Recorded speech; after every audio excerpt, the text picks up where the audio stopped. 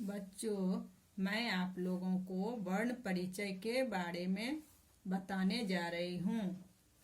इसमें क्या है, वर्ण किसे कहते हैं।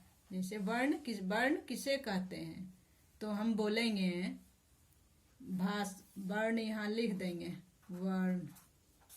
वर्ण किसे कहते हैं तो भाषा की सबसे छोटी इकाई को वर्ण कहते हैं। उदाहरण तौर पर जैसे हो गया राम जाता है, तो निम्नलिखित तरीके से तोड़ सकते हैं इसको। जैसे र जोर आ, क्या हो गया, र जोरा रा। म जो ओ, म जोड़ा क्या हो गया, म। अब जाता है जाता, ज जोर आ, जा जोर त जोर आ, ता, तो क्या हो गया, जाता है। ह जोर ए, क्या हो गया, है। इसी तरीके से हमको तोड़ के लिखना है। शब्द तोड़ने के बाद बन जाता है शब्द। अब मैं बच्चों आप लोगों को वर्ण भेद के बारे में बताऊंगी। वर्ण के कितने भेद होते हैं। वर्ण के क्या बोलेंगे, वर्ण के 2 भेद होते हैं। अब कौन कौन, क नंबर है स्वर वर्ण और ख व्यंजन वर्ण। अब इसका हमको दोनों का परिभाषा लिखना है, तो क्या लिखेंगे। इस पहला का स्वर वर्ण का, हमको स्वर वर्ण किसे कहते हैं। तो ये स्वर वर्ण किसे कहते हैं, जो वर्ण अपने उच्चारण में स्वयं समर्थ हो उन्हें स्वर वर्ण कहते हैं। जैसे ओ हो गया, ये ओ जो है कोई वर्ण इसमें नहीं मिला हुआ है, किसी की सहायता से नहीं बोला जाता है, ये अपने आप में समर्थ है ओ। ठीक है, इसी प्रकार ये सारे वर्ण हुआ।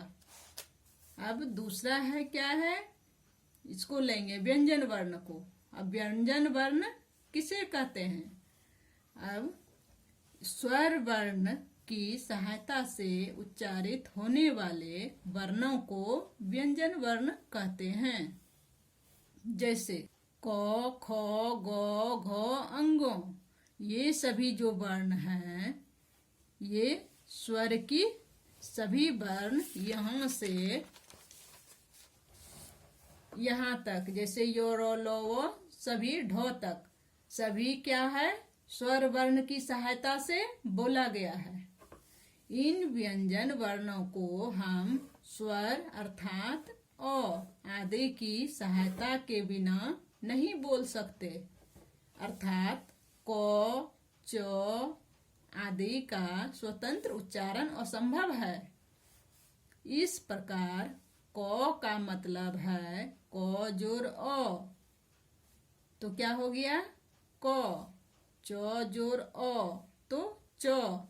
इसमें देखो बच्चों, दोनों ओ की सहायता लिया, क को ओ की सहायता लिया गया है, इसीलिए क पूरा वर्ण मिल के को बना है।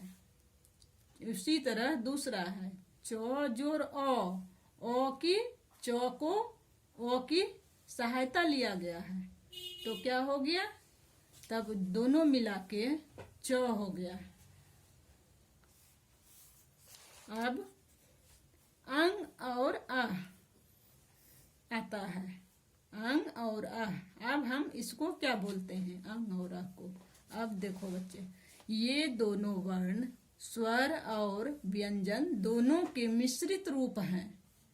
ये जो दोनों वर्ण है, स्वर वर्ण और व्यंजन वर्ण के दोनों का मिश्रित रूप है।